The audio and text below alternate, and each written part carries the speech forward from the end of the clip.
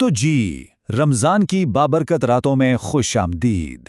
یہ وہ خاص وقت ہے جب ہر طرف ایک روحانی کیفیت طاری ہوتی ہے اور تراویح کی نماز اس کیفیت کو، اس ماحول کو اور بھی خوبصورت بنا دیتی ہے۔ ذرا اس بات کی گہرائی کو سمجھیں، پچھلے سارے گناہ معاف، یہ ایک بہت بڑا وعدہ ہے نا؟ یہی تو وہ اصل وجہ ہے، وہ روحانی موٹیویشن ہے جو ہمیں تراویح کے لیے کھڑا کرتی ہے۔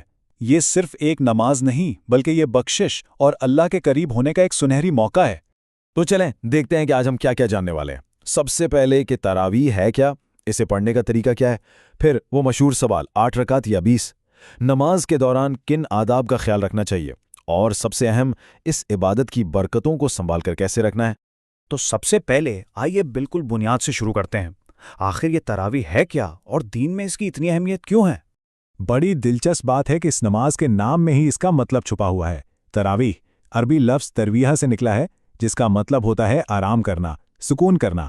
یہ نام اس لیے رکھا گیا کیونکہ صحابہ کرام ہر 4 رکعت کے بعد تھوڑا آرام فرماتے تھے، جو ہمیں بتاتا ہے کہ یہ عبادت سکون اور ٹھہراؤ کے ساتھ کرنے والی ہے۔ اچھا، تو شرعی طور پر اس کا کیا درجہ ہے؟ یہ ہے سنت موقدہ۔ اس کا مطلب یہ ہے کہ یہ وہ کام ہے جسے ہمارے پیارے نبی صلی اللہ علیہ وسلم نے پابندی سے کیا، لیکن یہ فرض یا واجب نہیں ہے۔ یعنی یہ ایک ایسی نفل عبادت ہے جس کا اجر بہت بہت زیادہ ہے۔ چلیں اب بات کرتے ہیں کہ اس سے پڑھنا کیسے ہے، اور آپ دیکھیں گے کہ تراویح ادا کرنے کا طریقہ بہت ہی آسان ہے۔ بہت سادہ طریقہ ہے۔ سب سے پہلا کام دل میں نیت کرنا ہے کہ تراویح کی سنت نماز پڑھ رہے ہیں، پھر آپ نے 2 رکعت کر کے نماز پڑھنی ہے، بالکل ویسے ہی جیسے کوئی بھی عام نفل نماز پڑھی جاتی ہے۔ اسی طرح 2 رکعت پڑھتے جائیں جب تک آپ کی مطلوبہ تعداد، چاہے وہ 8 ہوں یا 20، مکمل نہ ہو جائیں، اور آخر میں رات کی نمازوں کا اختتام وتر کی نماز سے ہوتا ہے۔ اکثر یہ سوال ذہن میں آتا ہے کہ تراویح کہاں پڑھنا بہتر ہے، مسجد میں یا گھر پر؟ دیکھیں، دونوں کی اپنی اپنی فضیلت ہے۔ مسجد میں جماعت کے ساتھ پڑھنے سے ایک کمیونٹی کا، ایک ساتھ عبادت کرنے کا زبردست احساس ملتا ہے، اور حدیث میں تو یہاں تک آتا ہے کہ جو امام کے ساتھ آخر تک نماز پڑھے اسے پوری رات کی عبادت کا ثواب ملتا ہے۔ دوسری طرف گھر پر بھی اسے پڑھا جا سکتا ہے۔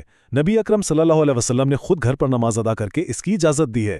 گھر پر نماز پڑھنے میں سہولت ہوتی ہے، اور خاص طور پر خواتین کے لیے گھر پر پڑھنا بہت فضیلت کا باعث سمجھا جاتا ہے۔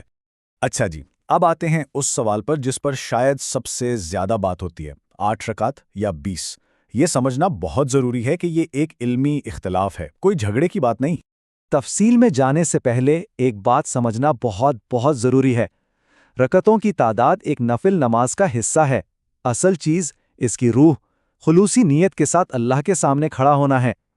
اس چھوٹی سی تفصیل پر کمیونٹی کو تقسیم کرنا کسی بھی طرح درست نہیں۔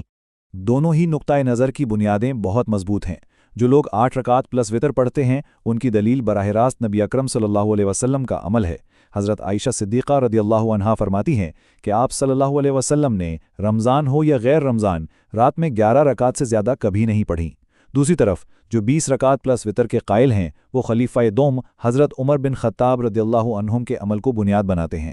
انہوں نے اپنے دور میں تمام صحابہ کو 20 رکعت پر جمع کیا اور سب نے اس پر اتفاق کیا، جو ایک طرح کا اجماع بن گیا۔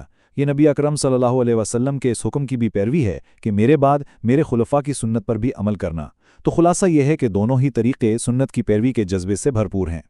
تو رکعتوں کی تعداد سے آگے بڑھتے ہیں اور بات کرتے ہیں ان آداب کی جو ہماری نماز کی روح ہیں اور اس عبادت کو اور بھی خوبصورت بناتے ہیں۔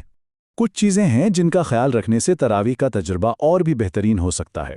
سب سے اہم ہے خشوع، یعنی پوری توجہ سے نماز پڑھنا، جلدی جلدی کرنے سے بچنا، صفوں کو سیدھا رکھنا اور بیچ میں خالی جگہ نہ چھوڑنا۔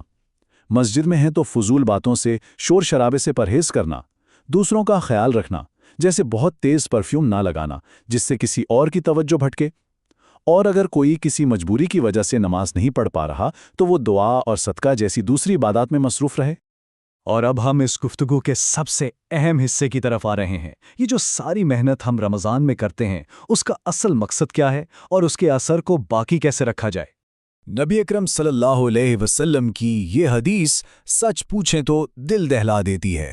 یہ ایک بہت گہری اور طاقتور تنبیہ ہے ان لوگوں کے لیے جو اپنے اعمال کی حفاظت نہیں کرتے۔ اس کا مطلب کیا ہے؟